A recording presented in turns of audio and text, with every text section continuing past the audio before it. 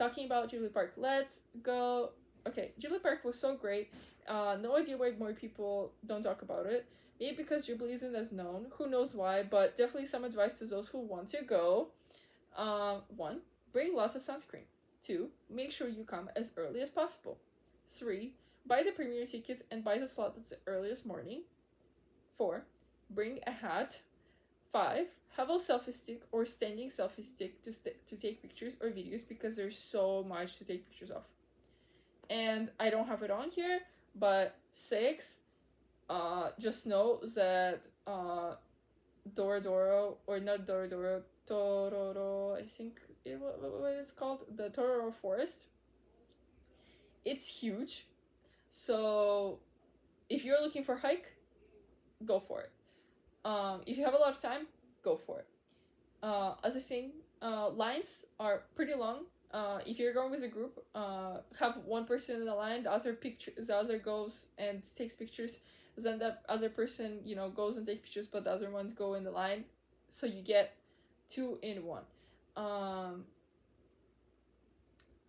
I said lots of sunscreen and a hat because it's so hot. There's no covering or anything. You're walking straight in direct sun. Everything is outside besides one building which you start off with. And then you're on your own, you're outside, you're in direct sun. There's no the big area is without the trees. It's just lots of buildings and stuff from Ghibli movies. Okay, next. Osaka, which was the Kyoto day because we traveled from Osaka to Kyoto. Okay. Alright, again, I'm just reading it off, guys. I'm so sorry, I'm not talking, Anyway, let's freaking go. I still have the Gojo from Akihabara. Okay, anyway, a reference to the first video, by the way. Okay. 1. Kyoto is definitely one of the best days of the trip. There were mountains and we hiked one. The streets were very Japanese-like as well, and that was great too, because I'm not gonna lie, if you want to get that old Japanese feel, please go to Kyoto, because I didn't get that feel anywhere else besides Kyoto on all of my trip. Next, Toei Park was cool. We did kimono wear, but it was hella expensive. It was $40 to $50 for just kimono without anything else. But if you're an Evangelion fan, again, there was a huge Evangelion, an Eva, and you can go inside of it. Again, reference this video. Please watch the video because there will be pictures of it. Okay, next, Bamboo Grove. We didn't get to go in, however, we took some pics close to it, and there were too many people, and we were running low on time. However, if you are a Demon Slayer fan, or I guess just Demon Slayer fan in general, I swear, please go to Kyoto, because that's where Tanjiro's training was. I think it was in Kyoto, but yeah. And then also Kyoto is where the other Jujutsu Kaisen team and the other Jujutsu Kaisen school is. Yeah, it's a very a place that's more of the animes that's more of training and fighting kind of anime. So please go to Kyoto. I'm promoting. Go to Kyoto. Let's go. After we decided to go to the monkey park, no regrets feeding monkeys. No regrets feeding monkeys. Climbing the mountain, probably the best part of it. And the best part wasn't much climbing as we saw. We climbed in 40 minutes. And the road to climb, it wasn't as bad. And the monkeys were so cool, guys. We did buy a magnet. It's already on the fridge. It's so cute, but it's so small. Okay. Then next, we stayed a bit in the Kyoto streets. The Kyoto streets I was talking about, the ones that look very Japanese. Reference in the video again. My sister showed me more stuff. Ghibli Park? Mm-hmm. She's showing one of the merchandise that she got from the Ghibli Park, guys. So, then...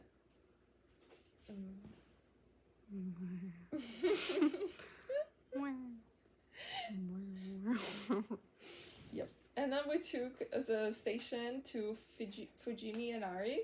We were there after the sunset. It was still beautiful and great. Please go to Fujimi Inari. It's so beautiful, it's so great, and you'll get to see and be in the same place that Gojo was and talking to the elders.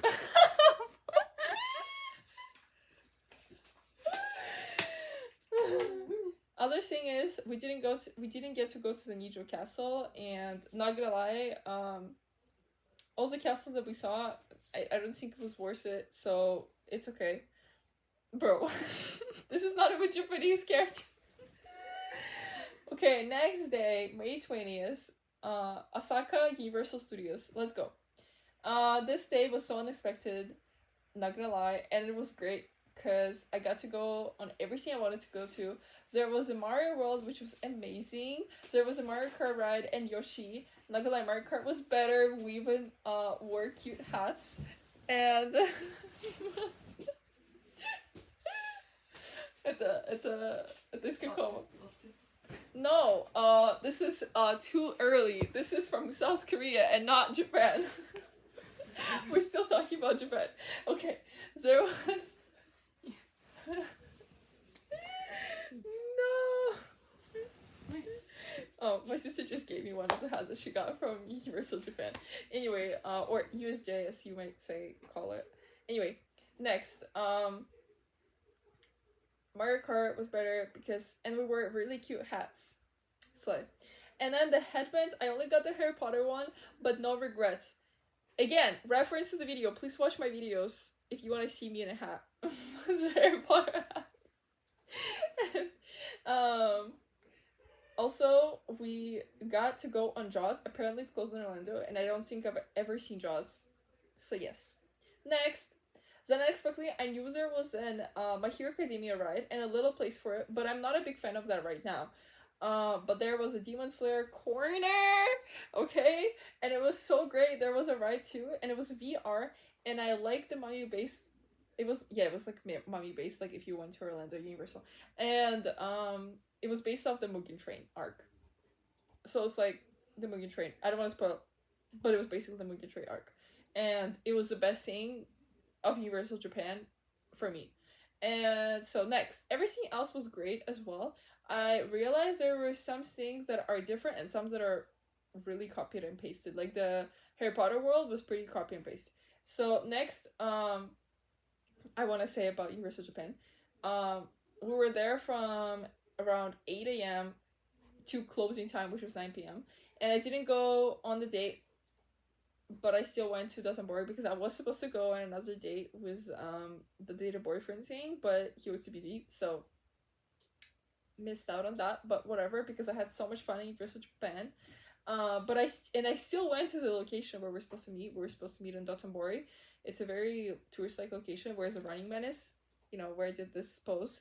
Again, reference to the video. Please watch my video if you want to see.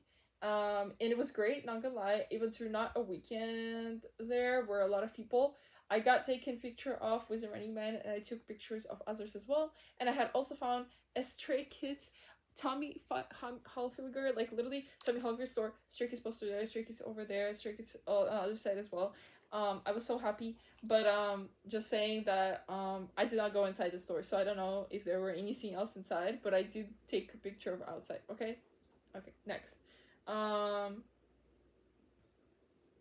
Oh yeah, I literally have this says on here, so sad, is that I got to take a picture with them at the poster, but I didn't get to see them on the trip. Because they literally had their fan meeting right after we left Japan. Yeah, so, like, not the after we left Japan to South Korea, but after we went, like, the trip ended entirely, okay? Next day, May 21st,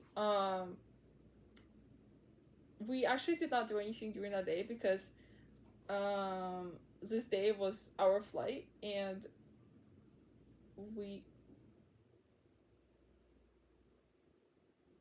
what? Anyway, so, we didn't really do anything during the day because, we already had 2 luggages, and they were pretty big, too much, and, yeah, it was just, oof.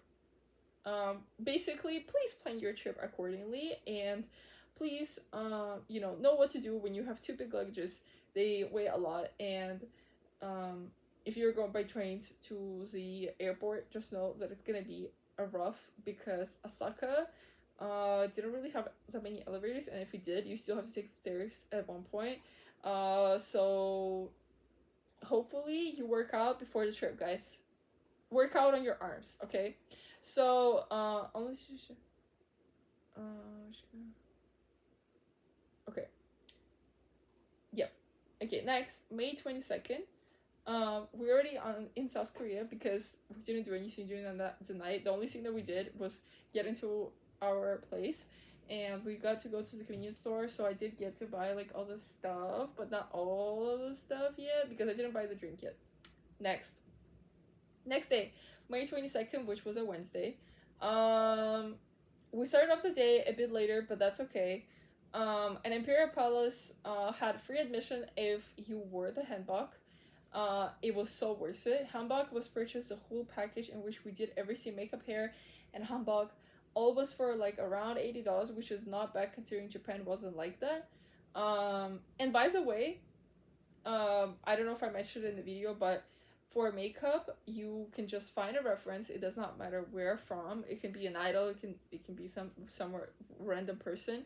But you just find a reference. You show them, and they will do it for you.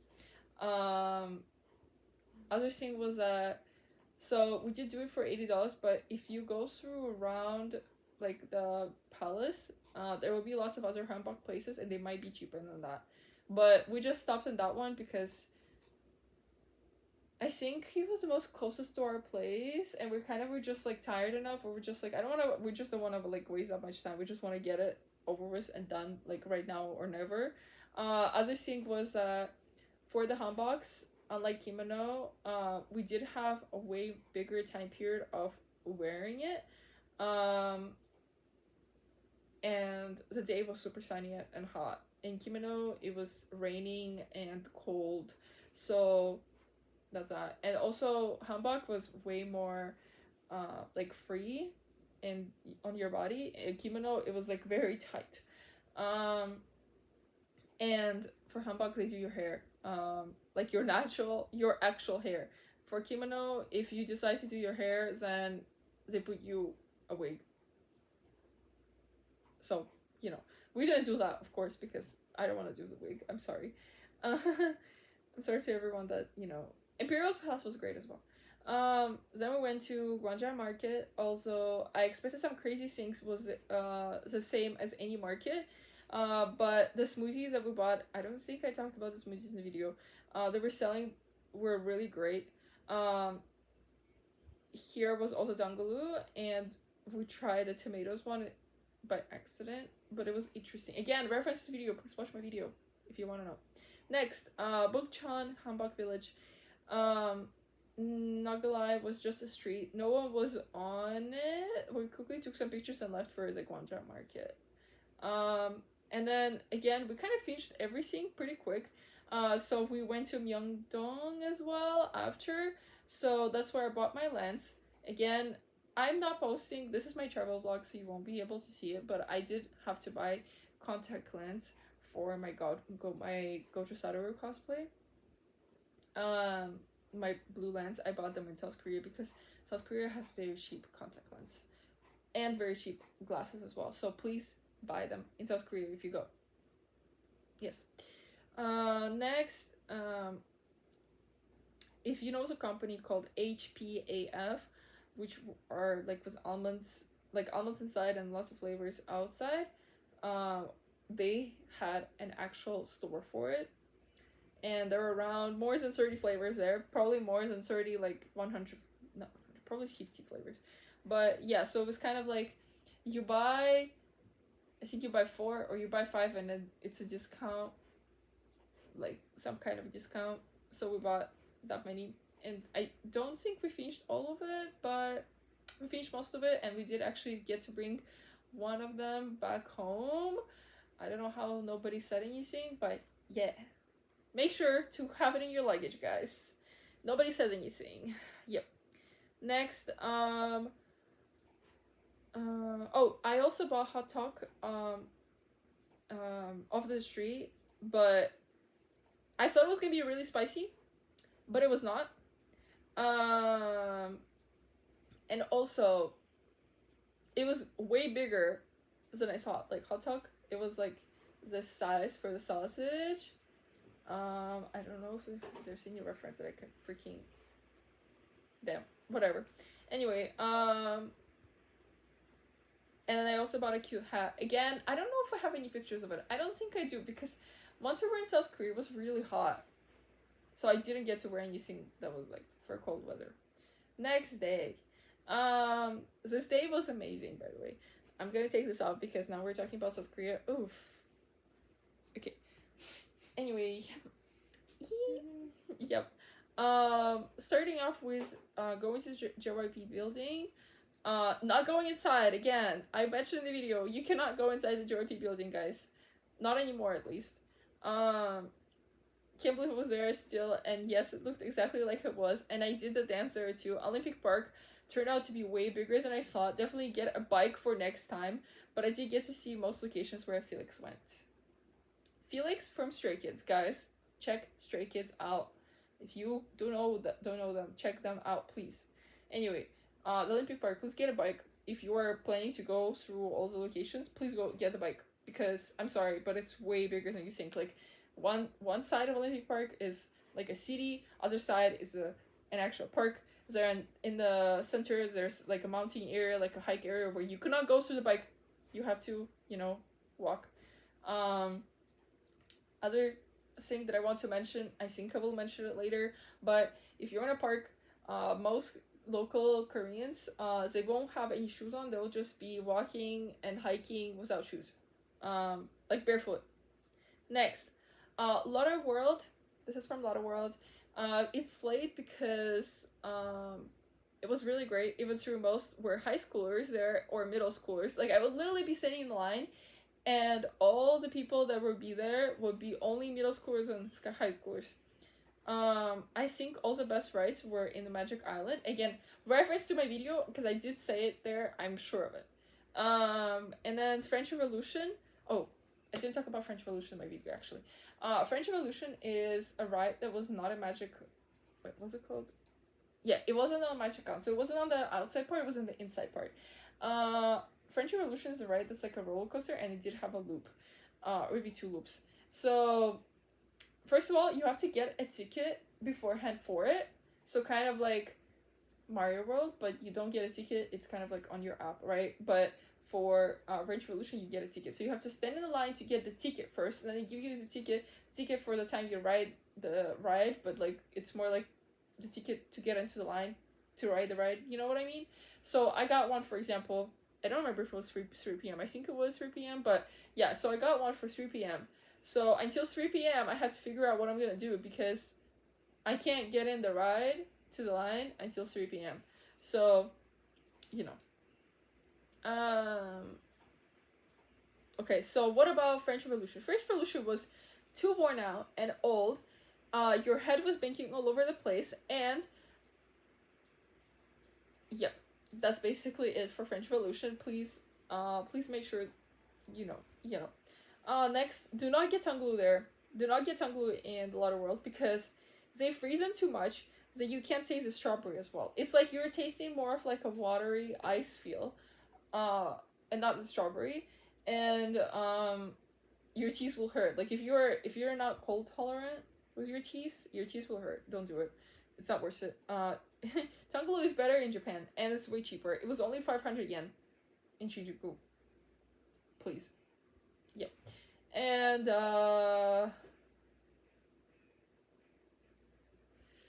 yep. Okay, next day, May 24th, where we started off with the High Building. So, the High Building was great. I filmed Smart by LE SSERAFIM. Check out LE SSERAFIM, please. LE SSERAFIM is a great K-pop group. And, but again, I didn't see any idols. Same goes with the JYP building. Like, we just saw office workers going in and out of the building. I think when people say idols are everywhere, they're wrong. South Korea, Seoul itself, it's just like any normal city. Just saying.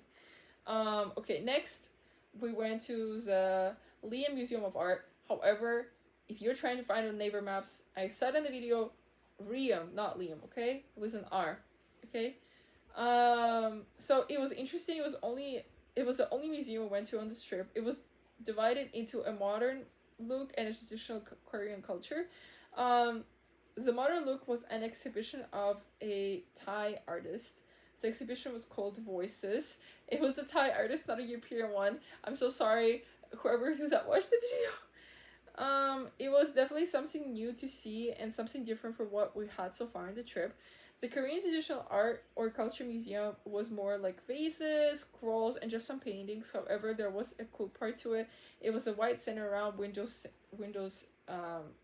building. You saw it in the video.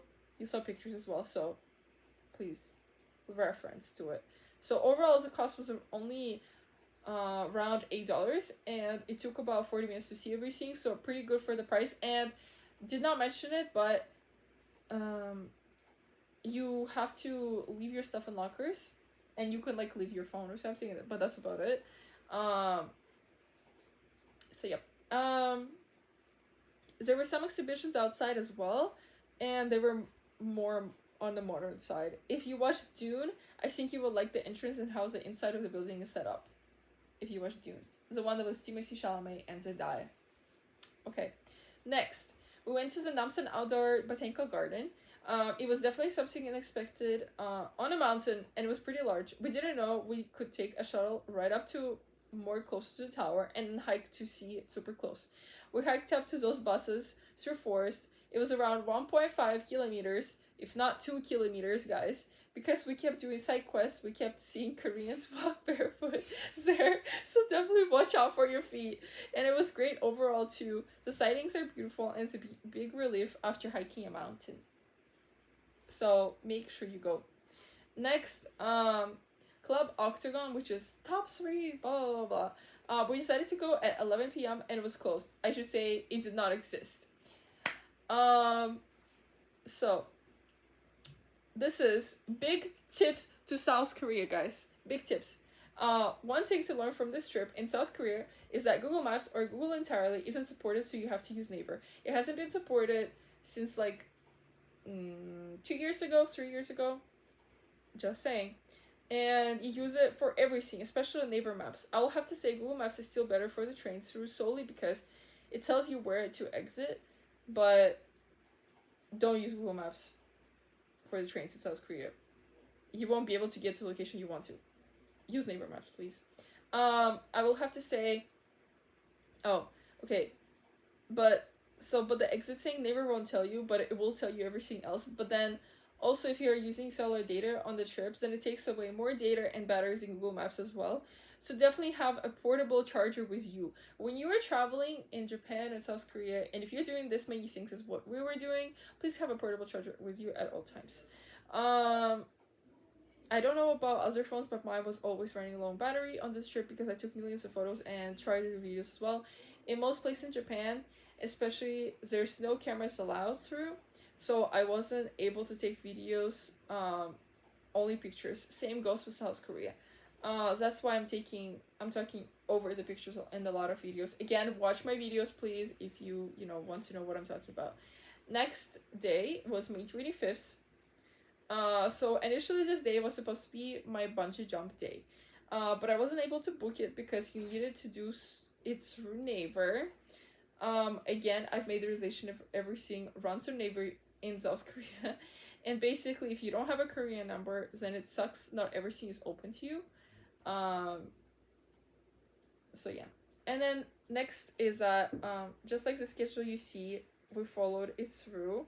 However, the retro game bar did not exist. It was closed again. Anything found on Google Maps was kind of non-existent. So make sure, if you are finding something on Google Maps for your South Korea trip, make sure to check Naver Maps as well to see if it exists. If you're putting in the name, like the Liam Art Museum, that was lucky. It was still there, which is the only difference was that you had to put R instead of L. Okay? But everything else, you're a goner. If you can't find it with a name that is already given to you, then it does not exist. Do not waste your time going, okay? To that place that you found on Google Maps. Next, all these places were fascinating too, not gonna lie. Hongdae is secretly a must on the trip because that's where you can buy things for cheap, and it's a huge place. Plus, make sure to have cash on you, and a lot. I would say 100,000 won should be enough, because there's a whole bunch you can buy, and some things are for cheap and some are not. And by the way, you can only exchange in convenience stores. Same goes for Japan. Hanyul Park was definitely the vibes through, and I'm so glad I decided to go, because we visited all locations. Stray Kids show on their vlogs, because this way I got to see everything they like. I liked it too. I bought a whole bunch and had to leave it in there be through like the picnic mat. We bought a picnic mat. Again, referencing video, because I did buy the picnic mat. But it was so cheap, and it kind of served its purpose really well too. All the food they recommended was nice too. Yep. Next day, May 26th, which was our Naime Island day, Platong day. Again, it was our last day in South Korea. Like I would say not last day in South Korea, but more like last full day in South Korea. So, oh my god, I wrote a lot for this day. So let me just read all of this. This was our last day full in Korea, and just last day overall. We kind of messed up not waking as early as we wanted, but we had to, because or else we would sleep way less than usual. Nami Island is definitely a place you can put only 4 hours in, and it should be good to go. We walk and see things quick, and eat quickly too, so we're able to see things fast because of that. The only thing is, we kind of did it in less than 4 hours, because we couldn't book the ITX trains. Again, never seen. So we had to take the normal ones that are slower, and was like 4 total transfers, if not 5. I kind of should have searched a bit more on it, and if you did watch Winter Sonata, famous K-drama, again, I didn't have it in the video, please watch the video, but the K-drama was called Winter Sonata. It's a famous K-drama. Zenda's Island would be even more fascinating. However, I came because of Stray Kids, and because it's a good way to get out of Seoul, at least for one day, you know. Even through their sign was taking off. I don't know when it was, but I definitely did everything that they. Oh, okay. I definitely ate everything that they ate, and took pictures in the same spot, so it was fun. It took around 2.5 hours overall to get there from Seoul. We were living by Gyeong Palace, and we wanted to go back to Hongdae after, because we needed to buy more things and wanted to go out with a bang and do K-barbecue. The lady in the K-barbecue we came to didn't really like us through and talked about us. So my Korean isn't as good, but I can understand at least something that the people are saying. So that's why Korea didn't feel like a country where I'm like a tourist. It felt like Russia to me, and it did feel more like home. People have been saying you might a lot of my friends have been saying you like Seoul more than Moscow. Well, they're right and wrong. There are some parts of Seoul I liked and some that I didn't. The Wi-Fi of Seoul, most of the time, was same as Moscow, as in it didn't work and it was pointless to connect to it. Cellular data, not really, because you do have servers even underground.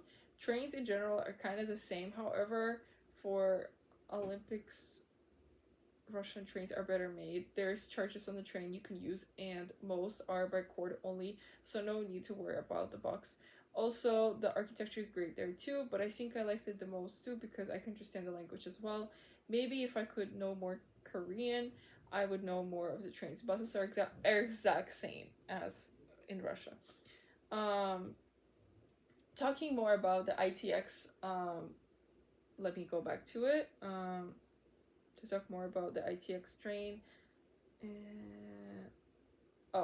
So to get to Naime Island, you go to Gangbyeon by train.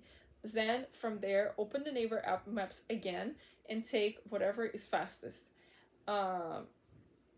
Most of the time, it'll tell you to do ITX. However, do not do ITX because you don't have a Korean number probably. If you do have a Korean, great. You can do the ITX because then you can register for Naver Maps like normally, and you have a normal account and you can like verify it because you have a Korean number, and you can also do the bungee jump as well because you need a Korean number to register for it again through Naver Maps. Like you can buy the ticket on Naver Maps.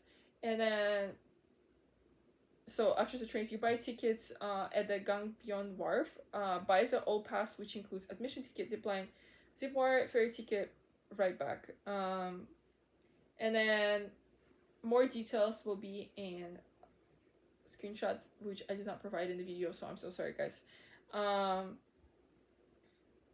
Okay, so going back to what I was saying. So about overall about the trip, it was great and I was able to see a lot, but definitely if transferring countries, you gotta search through how would you get there and with luggage, where you can put it away, etc. Pretty much either before the trip or on the trip while in trains, or that hour before going out or hour before you go to sleep. But also make sure to always have cash on you and reload Suica for Japan and T-money for Korea as soon as you hit 1,000. In Japan, if anything, you can use that money in stores or even do a refund on wallet later.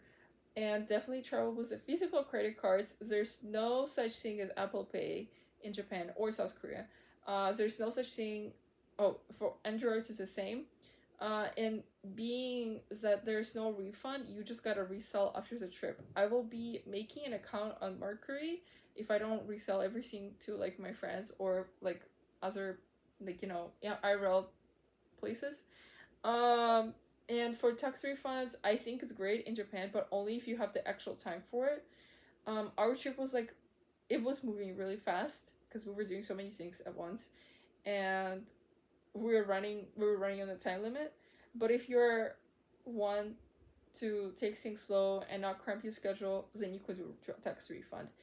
And again, there's so much more that I would tell, but if I haven't said in this video, then please reference all my other videos. Thank you. Bye bye. Thank you so much for watching.